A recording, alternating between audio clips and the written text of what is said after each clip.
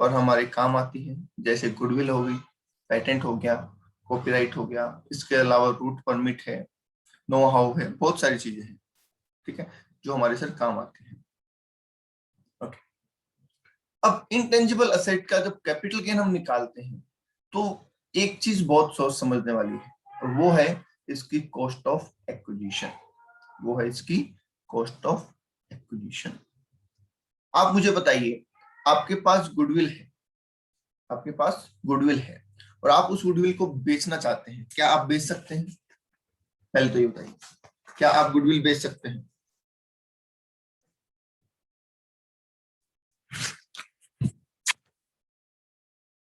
क्या आप गुडविल बेच सकते हैं? यस, डेफिनेटली बेच सकते हैं। क्या रीजन है? नहीं बेचने का तो कोई लॉजिक ही नहीं है, बिल्कुल बेच सकते हैं। ठीक है, ओके। अब वो जो गुडविल आपके पास है उसकी कॉस्ट क्या है आपके लिए, ये बताइए। जो आपके पास गुडविल है उसकी कॉस्ट क्या है?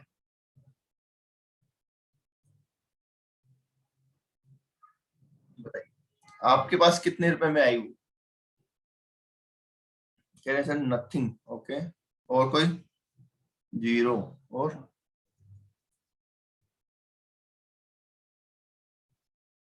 देखिए, हमारे पास दो तरीके से गुडविल आ सकती है, एक सेल्फ जनरेटेड और दूसरी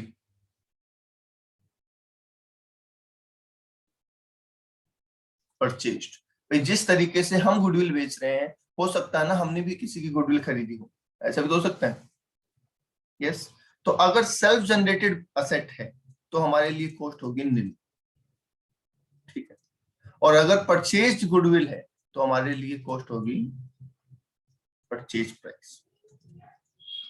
आई बात समझ में? ये अगर हमने गुडविल परचेज की है किसी से तो परचेज प्राइस कॉस्ट है। अगर हमने खुद जनरेट की है तो फिर हमारे लिए क्या हो जाएगी? नील कॉस्ट हो जाएगी। समझ गए? कुछ इंटेंजिबल असेट ऐसी भी होती है जिनको एक्वायर करने के लिए कॉस्ट लग जाती है, जैसे कोई लाइसेंस लिया, कोई राइट टू मैन्युफैक्चर लिया, तो वो तो आ ही जाएगा, ठीक है, वो तो परचेज प्राइस में ही हम ले लेंगे। क्लियर है? हाँ जी, क्लियर है। ठीक है, सेल कंसिडरेशन क्या होगा सर? सेल कंसिडरेशन क्या होगा? सेल कंसिडरेशन सर जितने में बेचा, एक्चुअल सेल प्राइस, ठीक है। होल्डिंग पीरियड क्या होगा, बता सकता है कोई? ये बहुत अच्छी बात, अच्छा पॉइंट है। होल्डिंग पीरियड क्या होता है?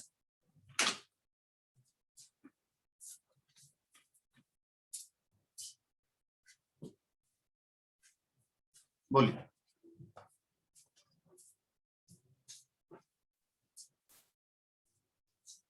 देखिए, डेट ऑफ स्टार्टिंग बोल सकते हैं, डेट ऑफ स्टार्टिंग बोल सकते हैं। जैसे मैंने किसी बिजनेस में नाम कमाया तो वो बिजनेस मेरा कब स्टार्ट हुआ था, वहां से गुडविल स्टार्ट हुई, राइट। तो डेट ऑफ स्टार्टिंग बोल सकते हैं, या डेट ऑफ परचेज बोल सकते हैं अगर हमने परचेज की है तो, वहां से लेके डेट ऑफ ट्रांसफर, वहां से लेके डेट ऑफ ट्रांसफर तक लेना है। क्लियर है?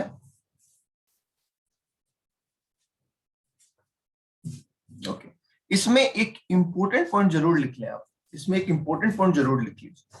वो क्या है important point sir? Important point कह रहा है कैपिटल गेन, या फिर ऐसे लिख दो प्रोफेशनल गुडविल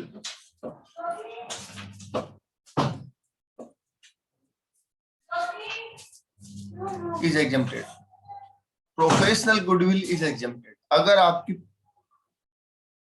प्रोफेशनल गुडविल है और उसको आप बेचते हैं तो उससे होने वाला फायदा पूरा एग्जेम्प्ट होता है, उससे होने वाला फायदा पूरा एग्जेम्प्ट होता है। ये याद रखें, ये एमसीक्यू में बहुत बार पूछ लिया जाता है। प्रोफेशनल गुडविल एग्जेम्प्ट होती है, ये आपको जैसे क्वेश्चन बना के दे देंगे कि सर प्रोफेशनल गुडविल है, उसको इतने रुपए में बेचा है, बताइए कैपिटल गेन कितना होगा, तो आपको बताना है कि ये टोटली एग्जेम्प्टेड है। Is that clear? जी, चलो सर। अरे अभी तो संडे बना के आए हो, जोश में रहो। क्या डिले डाले बैठे हो? चलिए, concept of FMV on 1 April 2001 not apply. याद है आपको जब मैंने ये बताया था कि कोई एसेट 1 अप्रैल 2001 से पहले ली है तो उस वो इंटेंजिबल एसेट पे नहीं लगेगा, ऐसा वहां पे पॉइंट बताया था आपने। तो यहाँ पे भी वो पॉइंट मेंशन कर दिया है मैंने कि वो कंसेप्ट यहाँ नहीं लगेगा। क्लियर?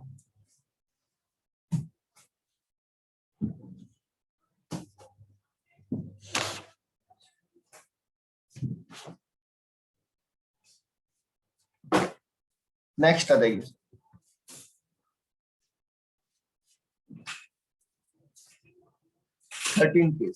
13 केस क्या कह रहा है सर?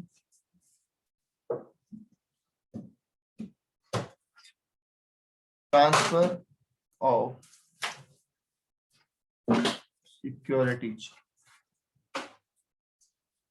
acquired by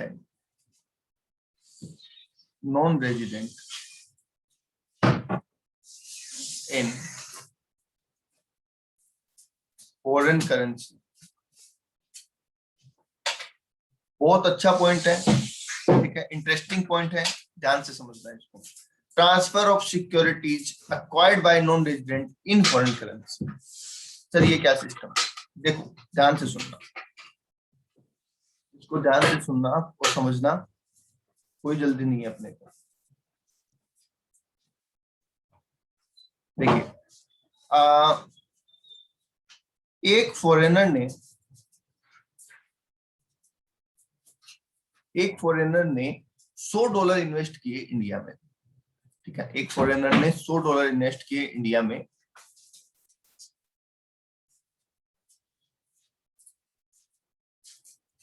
और उस पर शेयर्स परचेज कर लिए, ठीक है, $100 इन्वेस्ट करके शेयर्स परचेज कर लिए उसने, राइट। थोड़े टाइम बाद क्या किया उसने? थोड़े टाइम बाद उन्होंने उस शेयर को बेच दिया $150 के अंदर। ओके, बोलिए डन। तो यहाँ पे जो इनके बेनिफिट हुआ कितने डॉलर का? $50 कैपिटल गेन हुआ, उस पे उन्होंने टैक्स पे कर दिया। कोई दिक्कत?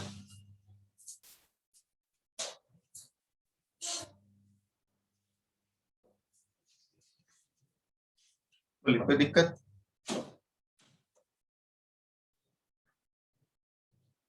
नहीं। अब यहाँ पे एक प्रॉब्लम ये आई कि सर आपने जो डिफरेंस था, डॉलर जितने बड़े हैं वो तो पेमेंट कर दिया, वो तो समझ में आया, पर इनकी जो करेंसी वैल्यू में इंक्रीज हुआ उसका पेमेंट नहीं किया। यहाँ पे दो गेन चल रहे हैं, अगर आप थोड़ा सा फोकस करोगे ना तो यहाँ पे दो गेन चल रहे हैं। यहाँ पे क्या चल रहे हैं सर? दो गेन चल रहे हैं, एक करेंसी का गेन चल रहा है और एक शेयर्स का गेन चल रहा है।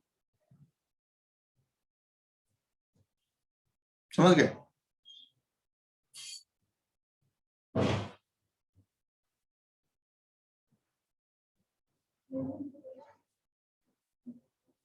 तो वो फर्क पड़ेगा कैसे? एक एग्जांपल लेते हैं। मान लीजिए इस दिन $1 की रेट 60 रुपए है। मान लीजिए इस दिन $1 की रेट कितनी है? 60 रुपए है। इन्होंने कितने रुपए इन्वेस्ट किए ये बताओ? इन्होंने कितने रुपए इन्वेस्ट किए? 6,000 रुपए इन्वेस्ट किए, राइट। और इस दिन $1 की रेट है 70 रुपए। मान लीजिए एक दिन $1 की रेट है कितने रुपए? 70 रुपए। तो इनको कितने पैसे मिले? 10,500 रुपए मिले, राइट। ओके, अब यहाँ पे अगर मैं ऐसे कहूं कि सब रुपीज में कन्वर्ट ना करूं अगर, और मैं ये कहूं कि $50 का फायदा हुआ, आपने कहा था ना $50 का कैपिटल गेन हुआ है, यहाँ पे कहा था ना आपने $50 का सिर्फ कैपिटल गेन हुआ है। मान लो मैं रुपीज में कन्वर्ट ही नहीं करता, सीधा इसका टैक्स पेमेंट करता, तो 70 रुपए था ना एक दिन प्राइस, बेचा उस दिन, तो कितने रुपए की इनकम आती मेरी? 3,500 रुपए की, राइट। सही है। अब आप सोचो, वैसे ओवरऑल मैंने कितना कमाया, 10,500 और 6,000 का डिफरेंस, कितना कमाया, 4,500। पर अगर मैं ऐसे निकालता हूं, ठीक है, अगर मैं कैसे निकालता हूं, मैं गेन को ही कन्वर्ट करता हूं, खाली सिर्फ गेन को ही कन्वर्ट करता हूं, तो उस केस में क्या हो जाएगा, उस केस में प्रॉफिट कम हो जाएगा। बोलो फर्क पड़ा? यस। ये फर्क किस बात का पड़ा, ये फर्क इस बात का पड़ा कि सर इस दौरान इन $100 की जो वैल्यू बढ़ी है 10 रुपए से, इन $100 की 10 रुपए से जो वैल्यू बढ़ी है उसका फर्क आ गया। बोलो, यहाँ पे 60 रुपए थे, यहाँ 70 रुपए हो गए, $100 थे तो $100 की जो वैल्यू बढ़ी उसका डिफरेंस आ जाएगा, राइट। तो ये प्रॉब्लम है, तो ये प्रॉब्लम सॉर्ट आउट करने के लिए भी प्रोविजन बनाना पड़ा, समझ गए? आ जाइए सर, कैसे सॉर्ट आउट होगी तो उसकी भी बात कर लेते हैं। ये प्रॉब्लम सॉर्ट आउट करने के लिए हमने क्या प्रोविजन बनाया, सुनिए। 2 स्टेप बताए गए आपको, 2 स्टेप बताए गए। अच्छा, सामने वाले ने असेट कौन से फॉर्म में खरीदी थी, इंडियन करेंसी में या फॉरेन करेंसी में? बोलिए, सामने वाले ने असेट कौन से में खरीदी थी, फॉरेन करेंसी में खरीदी थी, ठीक है। अब आपको बोला है step 1, calculate capital gain in foreign currency, capital gain in foreign currency calculate करिए, सबसे पहले हमें ये बोला गया। फिर स्टेप 2 में हमें क्या बोला, convert such capital gain into Indian currency, ठीक है। तो फॉरेन करेंसी में पहले कैपिटल गेन निकालो और फिर उसको इंडियन करेंसी में कन्वर्ट करो, ठीक है। हमें जो फिगर दे रखी होगी वो रुपीज में दे रखी होगी, हमें जो फिगर दे रखी होगी ना वो रुपीज में दे रखी होगी। हालांकि इन्होंने खरीदा फॉरेन करेंसी में है पर हमें फिगर रुपीज में दे रखी होगी, तो इसका मतलब सर हमें बहुत लंबी चौड़ी कैलकुलेशन करनी पड़ेगी। पहले हमें जो भी फिगर दे रखी है सबको फॉरेन करेंसी में कन्वर्ट करना होगा और कन्वर्ट करके फॉरेन करेंसी में कैपिटल गेन निकालना होगा, ओके। अब फॉरेन करेंसी में कैपिटल गेन निकालने के बाद, फॉरेन करेंसी में कैपिटल गेन निकालने के बाद जो फाइनली कैपिटल गेन आ जाएगा कि ये गेन है या लॉस है जो भी है, उसको फिर इंडियन करेंसी में कन्वर्ट करना होगा, जिससे ये इफेक्ट खत्म हो जाएगा। बोलिए जी, बात समझ में आ गई? कन्वर्ट कैसे करना है वो सब बातें करेंगे, कंसेप्ट समझ में आ गया क्या कि हमें करना क्या है?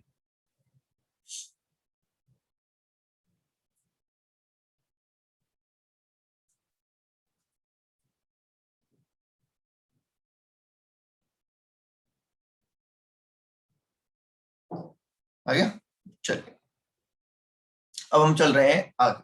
आगे क्या कह रहे हैं सुनिए सर, आगे ये कह रहे हैं कि ये कन्वर्जन होगा कैसे, है ना, और ये कैलकुलेशन होगी कैसे, तो सुनिए ध्यान से। हमारा जो सेल कंसिडरेशन, हमारे पास फिगर क्या क्या होगी, हमारे पास सर एक तो होगा सेल्स कंसिडरेशन, ठीक है।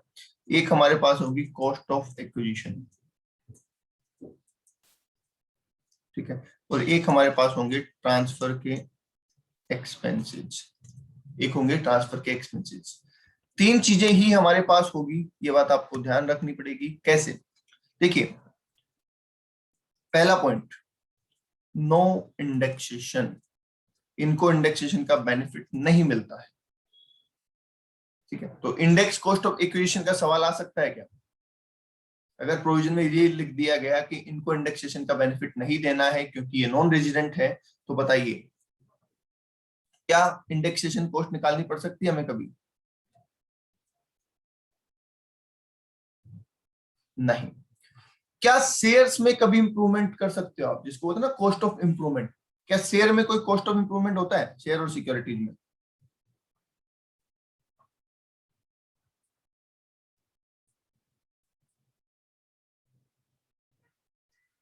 होता है क्या? नहीं। शेयर सिक्योरिटी में थोड़ी कोई कॉस्ट ऑफ इंप्रूवमेंट होता है, नहीं होता। इसका मतलब सर क्वेश्चन में हमारे पास 3 ही फिगर होगी, एक होगा सेल कंसिडरेशन, एक होगा कॉस्ट ऑफ एक्विजिशन और एक होगा ट्रांसफर के खर्चे। बस 3 ही फिगर होगी। अब प्रॉब्लम है कि ये फिगर इंडियन रुपीज में होगी, ये तीनों ही फिगर हमारे पास क्या होगी, इंडियन रुपीज में होगी, और इन्हें हमें कन्वर्ट करना पड़ेगा पहले फॉरेन करेंसी के अंदर, राइट। तो यहाँ पे मेन कहानी यही है कि इसको कन्वर्ट कैसे करेंगे, राइट। आप में से किसी ने शेयर बाजार देखा है या करेंसी मार्केट देखा है? करेंसी मार्केट में अगर मैं बात करूं रेट की, तो जैसे मान लीजिए डॉलर है, तो डॉलर की रेट कैसे होगी, $1 इक्वल्स टू 71.46। बता सकते हैं इसका मतलब क्या है? ठीक है, या मैं पूरा लिख देता हूँ, चलो ना टेक्निकल नहीं करता हूँ, पूरा लिख देता हूँ। हाँ जी, तो बता सकता है इस रेट का मतलब क्या है? 71.4 एंड 71.6, दो रेट मिलेगी हमेशा।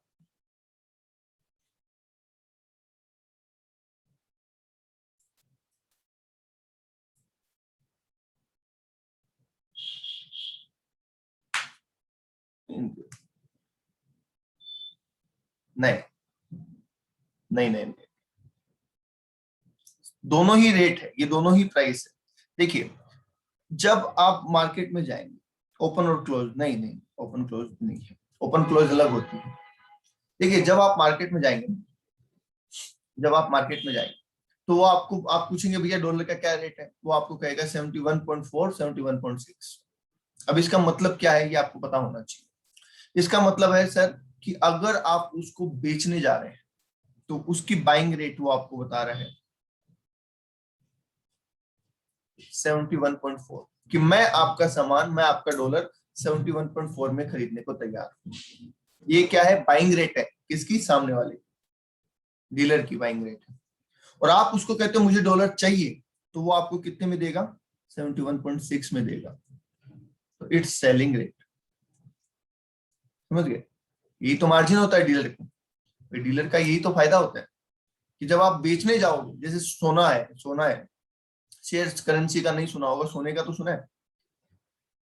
जब आप सोना खरीदने बेचने जाते हो तो सेम भाव रहता है क्या, कि आप जिस भाव में खरीद के लाओगे उसी भाव में बिकेगा? ऐसा होता है क्या? नहीं होता। तो फिर क्या होता है?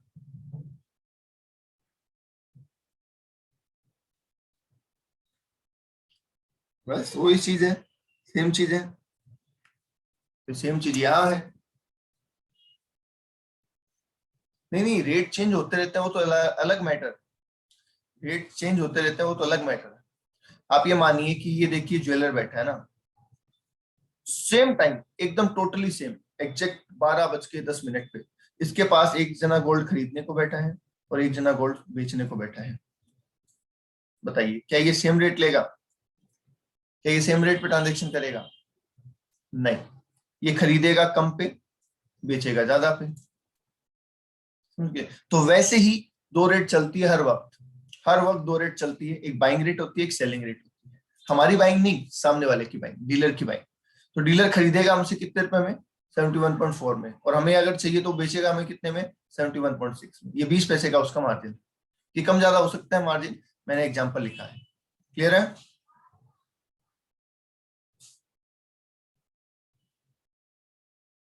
सिंपल। हाँ, मार्च सब जगह होता है ये, हर जगह होता है मोस्टली। ये तो हर जगह होता है।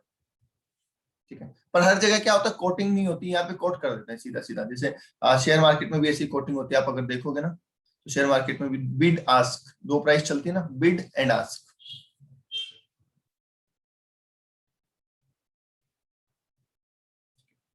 जैसे शेयर मार्केट कैसे चलता है, मैं आपको एक छोटा सा एग्जांपल दूं। देखा है किसी ने शेयर मार्केट की स्क्रीन देखी है? शेयर मार्केट में भी दो रेट होती है। जब आप उस पर डबल क्लिक करोगे ना, अगर आपने पोर्टल चलाया होगा कभी, तो पोर्टल में आप डबल क्लिक करोगे तो दो रेट मिलेगी आपको। ठीक है, एक तरफ क्वांटिटी लिखी होगी, दूसरी तरफ भी क्वांटिटी लिखी होगी। तो वो ऐसे चलता है। देखिए, मान लीजिए पीएनबी का शेयर है, पंजाब नेशनल बैंक। ठीक है, यहाँ पे बहुत सारा लिखा हुआ है कि 1,000 लोग 40 रुपए में बेचने को तैयार है, 2,000 लोग 40 रुपए 10 पैसे में बेचने को तैयार है, 3,000 लोग 40 रुपए 20 पैसे में बेचने को तैयार है। इस तरीके से सेलर की लिस्ट होती है। ये किसकी लिस्ट होती है? सेलर की एक लिस्ट चली रहती है। सबसे कम में जो बेचने को तैयार है ना, सबसे कम में जो बेचने को तैयार है उसका अमाउंट पहले आएगा। सबसे कम में जो बेचने को तैयार है उसका अमाउंट पहले आएगा। इधर बायर की लिस्ट होती है, ठीक है, इधर बायर की लिस्ट होती है कि सर एक आदमी 500 शेयर खरीदना चाहता है पर वो 39 रुपए 80 पैसे में खरीदना चाहता है। एक आदमी 1500 शेयर खरीदना चाहता है पर वो 39 रुपए 70 पैसे में खरीदना चाहता है। एक आदमी को 4000 शेयर चाहिए पर वो 38 रुपए में खरीदना चाहता है। ठीक है, यहाँ पे ज्यादा रेट में खरीदने वाला पहला आएगा। आप देखो मार्केट में प्रेफरेंस किसको मिलेगी? जो सस्ता बेचेगा वो सबसे आगे, जो महंगा खरीदेगा वो सबसे आगे। बोलो हाँ या ना? सस्ता बेचने वाला सबसे ऊपर, उसका काम सबसे पहले होगा ना, कि जो सस्ता बेच रहा है उसका माल सबसे पहले बिकेगा तो उसको ऊपर रखते हैं। जो महंगा खरीद रहा है वो सबसे पहले खरीदेगा, इसलिए उसको ऊपर रखते हैं। समझ गए? तो इस तरीके से ये दोनों प्राइस का फॉर्मेशन हो जाता है। देखिए ये बन गई हमारी प्राइस। तो अभी की डेट में प्राइस क्या है? 39 रुपए 80 पैसे और 40 रुपए। ये आपको शो करेगा पोर्टल के ऊपर कि 39 रुपए 80 पैसे और 40 रुपए। मतलब खरीदने वाला 39 रुपए 80 पैसे में तैयार बैठा है और बेचने वाला 40 रुपए में बेचने को तैयार बैठा है। समझ गए? अब इनका सौदा हो नहीं रहा है, ये ऐसे ही पड़ा रहेगा जब तक या तो इस बंदे को लगेगा कि यार चलो मैं कम में बेच देता हूँ, तो ये अपनी रेट चेंज करेगा कि भैया ठीक है मैं 39 रुपए 80 पैसे में बेचने को तैयार हूँ। या फिर कोई नया बंदा आ जाएगा मार्केट में और कहेगा कि भैया मैं 39 रुपए 80 पैसे में बेचने को तैयार हूँ। मतलब जैसे ही सेम रेट के बायर और सेलर मिलेंगे, जैसे ही सेम रेट के बायर और सेलर आपस में टकराएंगे, ट्रांजेक्शन हो जाएगा। समझ गए? ट्रांजेक्शन हो जाएगा। जैसे ये बंदा खरीदा था, यहाँ पे खड़ा था 40 रुपए में 1000 शेयर बेचने की। अब इस लिस्ट में कोई नहीं था 40 में खरीदने वाला। अचानक से मैं गया और मैंने वहां पे लिखा कि मुझे 100 शेयर खरीदने हैं, 40 में भी लेने को तैयार हूं। तो वो खटाक से क्या करेगा? मुझे इसके 40 शेयर दिलवा देगा। इसको बोलेगा आपके 100 शेयर बिक गए, ठीक है, और मेरे को बोलेगा आपके 40 शेयर आ गए, 100 शेयर आ गए। इस तरीके से ट्रांजेक्शन चलता है। समझ गए? तो भाई वो तो यही है, आप मार्केट में खड़े हो, मार्केट में खड़े बोलते हो कि भैया 100 रुपए 40 रुपए में 1000 शेयर चाहिए, 40 रुपए में 1000 शेयर चाहिए। अब कोई भी आके आपको बोलेगा लो सब ले लो, हो गया काम। समझ गए? इस तरीके से ये रेट चलती है। तो एक बाइंग रेट होती है, एक सेलिंग रेट होती है हमेशा। क्लियर है?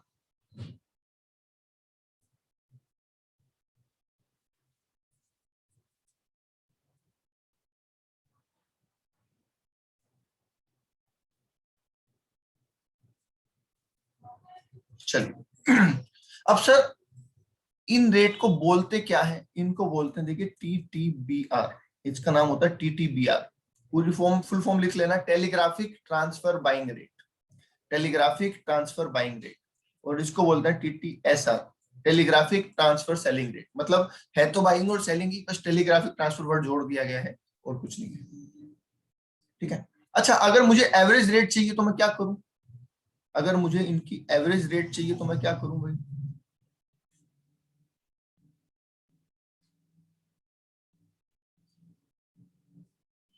बोलिए, ऐसा कर सकते हैं TTBR plus TTSR upon 2, right? तो ये आ जाएगी हमारे पास क्या? Average rate. That's it. अब चलिए कन्वर्जन कर देते हैं। सेल कंसिडरेशन को सर एवरेज रेट से कन्वर्ट करना है। एवरेज रेट, अब कब की एवरेज रेट? ये बहुत इंपॉर्टेंट है। सिर्फ एवरेज रेट से करना है काफी नहीं है। कब की average rate? Date of transfer. Transfer की डेट में जो भी रेट थी उसका एवरेज करो और उससे सेल कंसिडरेशन को फॉरेन करेंसी में कन्वर्ट कर दो। कॉस्ट ऑफ एक्विजिशन को भी कन्वर्ट करना है।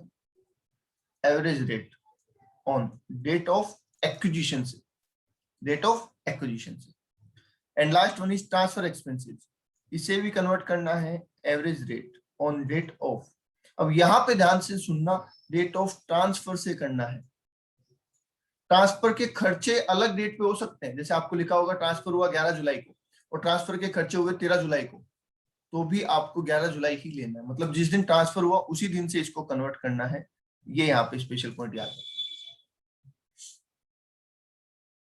बताइए जी, अगर हम ये तीनों रेट को कन्वर्ट कर देते हैं, अब सेल प्राइस भी हमारे पास फॉरेन करेंसी में है, ट्रांसफर के खर्चे भी फॉरेन करेंसी में है और कॉस्ट ऑफ एक्विजिशन भी फॉरेन करेंसी में है, तो क्या हमारे पास सिंपल तौर पे कैपिटल गेन निकल के आ जाएगा फॉरेन करेंसी में? क्या फॉरेन करेंसी में कैपिटल गेन निकल के आ जाएगा? फर्स्ट स्टेप का, फर्स्ट स्टेप पूरा हो जाएगा क्या? हाँ जी। अब ये जो कैपिटल गेन आया फॉरेन करेंसी के अंदर, capital gain in foreign currency,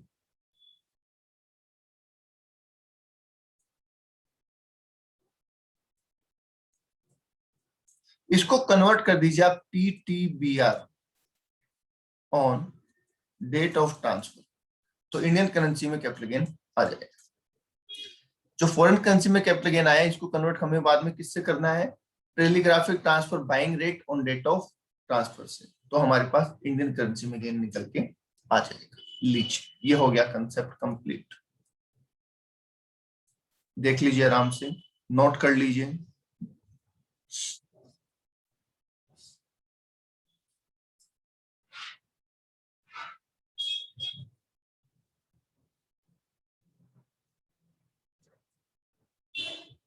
example कराते हैं, है ना, देखते हैं, ये नोट कर लीजिए।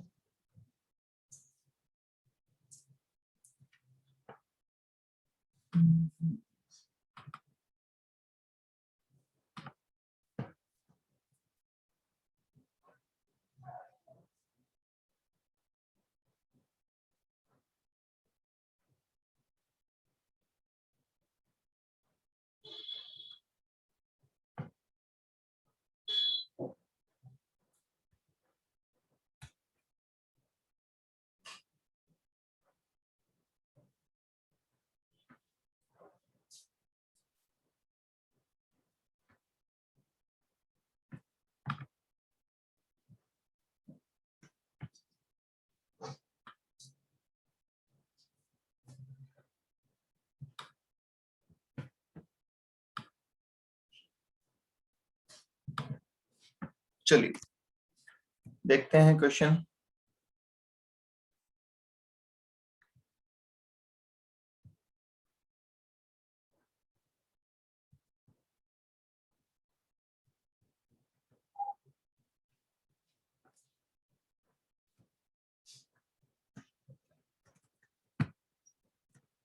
इसका क्वेश्चन नहीं होगा आपकी बुक में I think.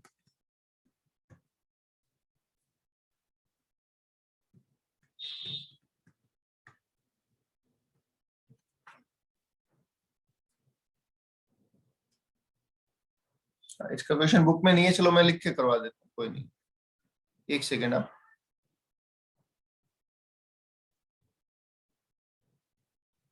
Recording in progress.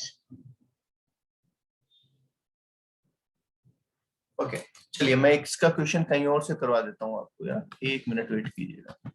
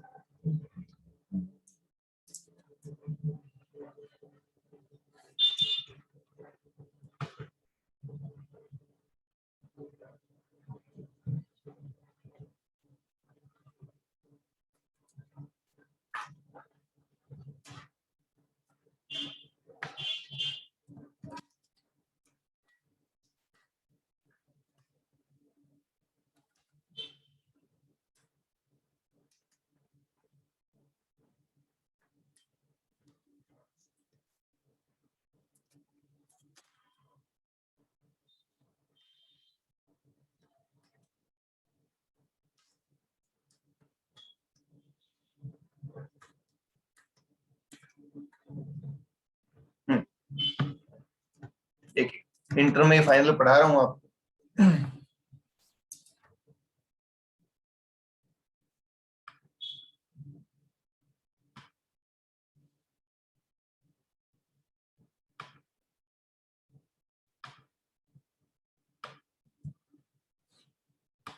पढ़िए क्वेश्चन, पढ़िए क्वेश्चन को, पढ़ेंगे सभी।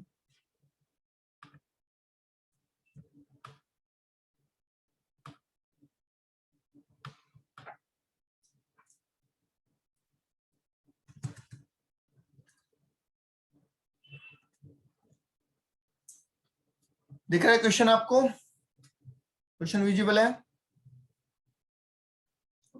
पढ़िए question.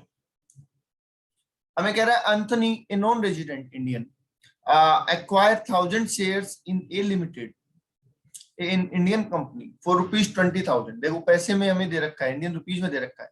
By utilising foreign currency, ये जरूर लिखा है। On 18 August 2020, on 16 September 2020, Anthony sold all such share for ₹45,000 and utilized the proceed in acquisition of 500 shares of B Limited after paying expenditure on transfer 13 August 2020, ₹5,000, right. Compute the capital gain liability, इनके पास इन्होंने पहले share खरीदे, फिर उन shares को बेच के नए शेयर परचेज कर लिए। ठीक है, तो चलो कर लेते हैं क्वेश्चन।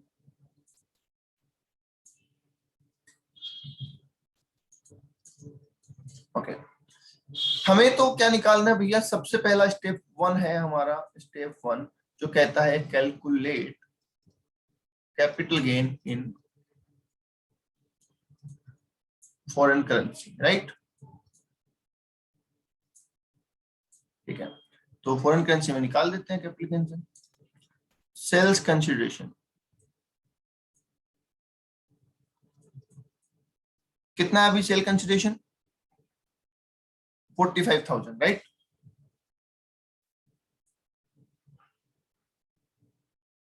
सेल कंसिडरेशन 45,000 है क्या? चेक कर लो। हाँ जी। अब 45,000 को इंडियन करेंसी में कन्वर्ट करना है तो कौन सी रेट का इस्तेमाल करेंगे? Average rate on date of transfer. Average rate on date of transfer, date of transfer क्या है? डेट ऑफ ट्रांसफर क्या है भाई? 16 सितंबर है क्या?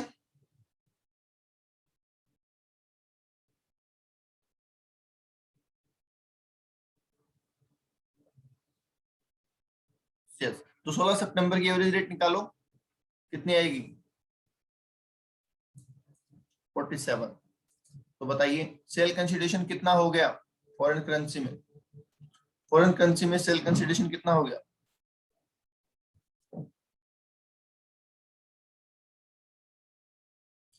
957.44 राइट। इसमें से कम कर देंगे ट्रांसफर के एक्सपेंसेस। ट्रांसफर एक्सपेंसेस कितने दे रखे हैं सर? 5,000 रुपीज। ठीक है, इसको भी कन्वर्ट करेंगे हम कौन सी रेट से? ट्रांसफर के खर्चों को भी कौन सी रेट से कन्वर्ट करते हैं?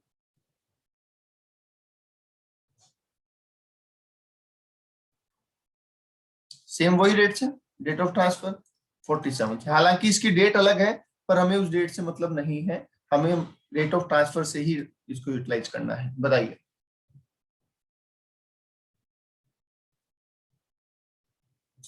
$106.38। लो जी, ये आ गया सेल कंसिडरेशन, ये आ गया ट्रांसफर के खर्चे। तो बताइए क्या नेट सेल कंसिडरेशन आ गया हमारे पास?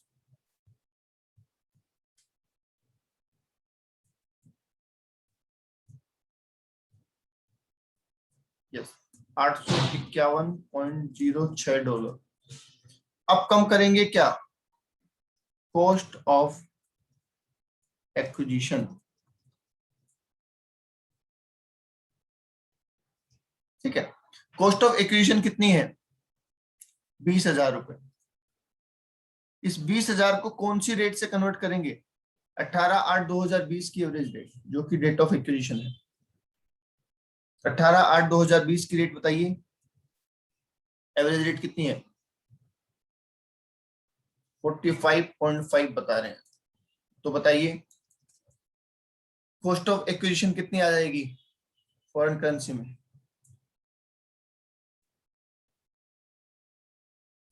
439.56 डॉलर। ठीक है, तो ये आ गया आपका capital gain in foreign currency. कितना आ रहा है capital gain in foreign currency?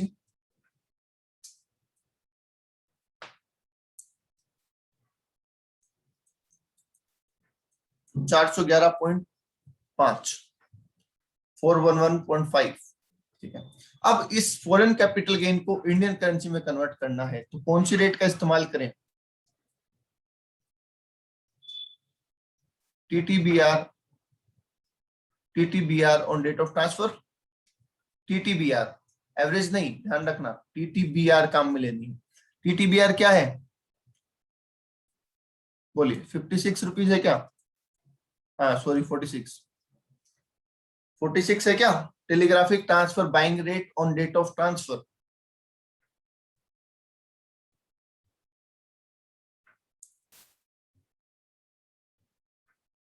Yes, तो ये आ गया capital gain in Indian rupees.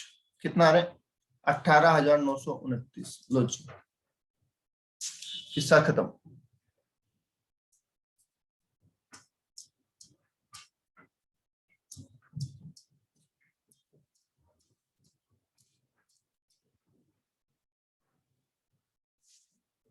Okay,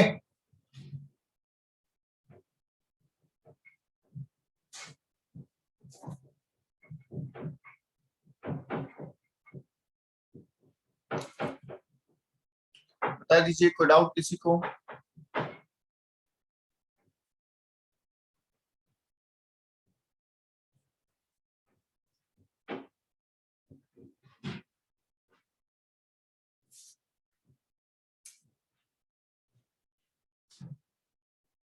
किसी को कोई डाउट है तो बोल दो।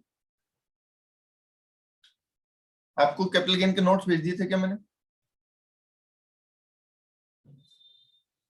कैपिटल गेन के नोट्स भेज दिए थे क्या मैंने आपको?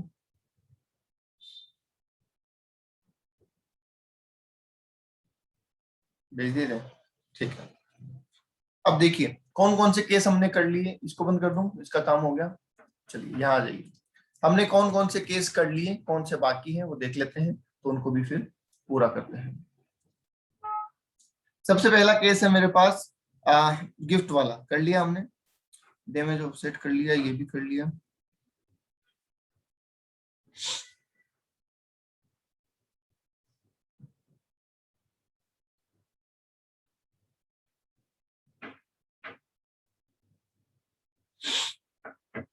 ओके चलिए दो छोटे छोटे केस और करवा देता हूं आपको, और ये देख लीजिए। केस नंबर 14 है क्या ये?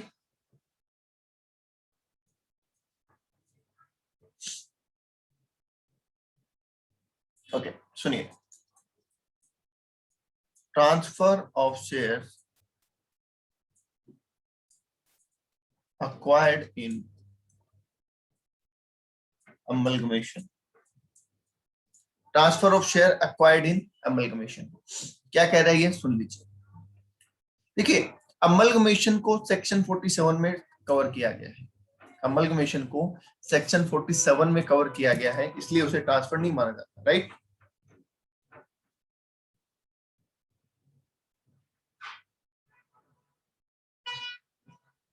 ओके, तो अगर आपके पास कोई शेयर अमलगमेशन में आए तो उसका ट्रीटमेंट क्या होगा? उसका ट्रीटमेंट क्या होगा सर? ये बहुत समझने वाली बात है। कैसे? सुनिए, आपके पास शेयर थे, आपके पास शेयर थे आइडिया कंपनी के 100 शेयर। आपने 40 रुपए में खरीदे थे 2013-14 रुपए में। ठीक है, 2013-14 में आपने आइडिया के 100 शेयर खरीदे 40 रुपए में। ठीक है, इसका अमलगमेशन हो गया एक दूसरी कंपनी में जिसका नाम है VI, वोडाफोन आइडिया। ठीक है, कब हुआ सर? मान लीजिए 18-19 में हो गया सर।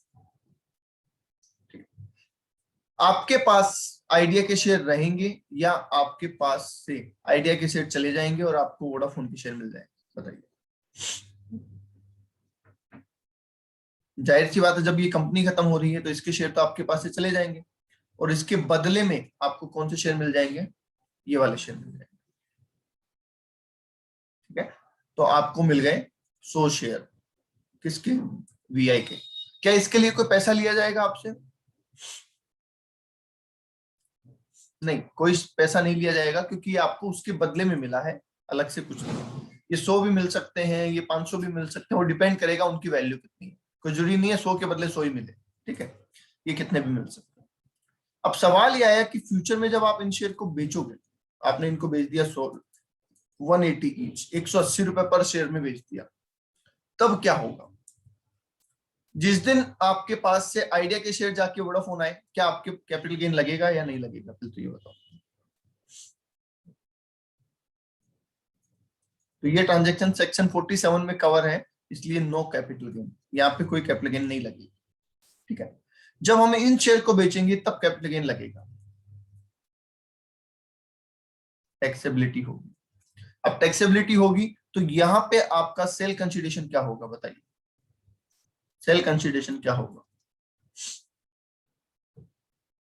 180, मतलब कि एक्चुअल सेल प्राइस 180 रुपए होगा। ठीक है, कॉस्ट ऑफ एक्विजिशन क्या होगी, बताइए। वी के शेयर्स की कॉस्ट ऑफ एक्विजिशन क्या होगी,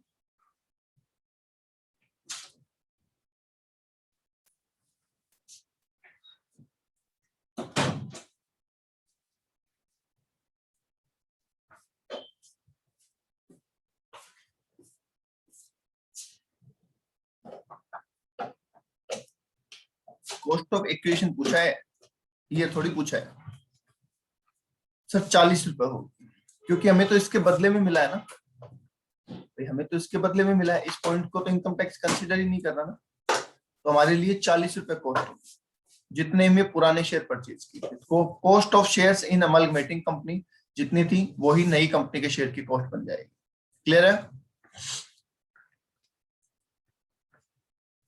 हाँ जी, क्लियर है क्या पॉइंट।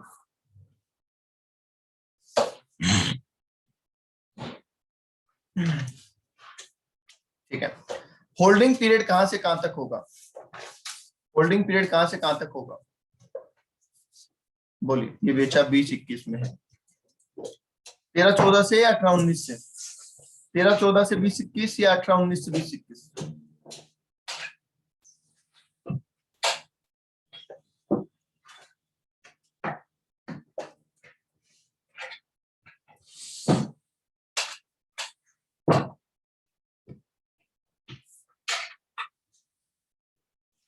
तो 13-14 से कंसीडर होगा।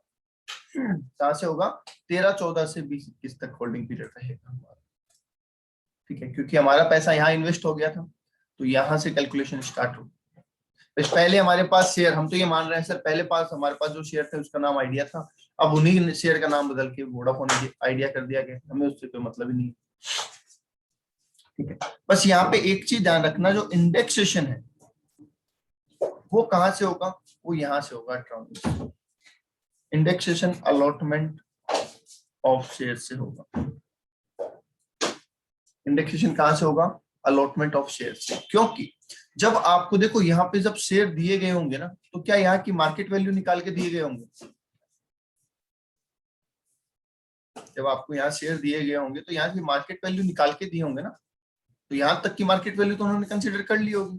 तो यहाँ जो इंडेक्सेशन होना था, जो रेट बढ़ी थी, उस रेट को तो उन्होंने यहाँ कंसिडर कर लिया होगा, इसलिए इंडेक्सेशन इसके आगे से करना है। नंबर ऑफ शेयर्स आपको ज्यादा मिल गए होंगे, इसलिए आपको इंडेक्सेशन यहां से करना है। इज दैट क्लियर,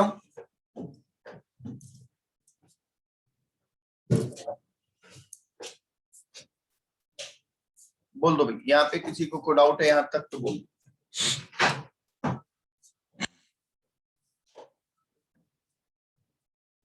नहीं है, चलिए आज के लिए इतना ही, फिर मिलेंगे कल नेक्स्ट क्लास में, नेक्स्ट क्लास के साथ। सेक्शन 47, सेक्शन यहाँ पे 47।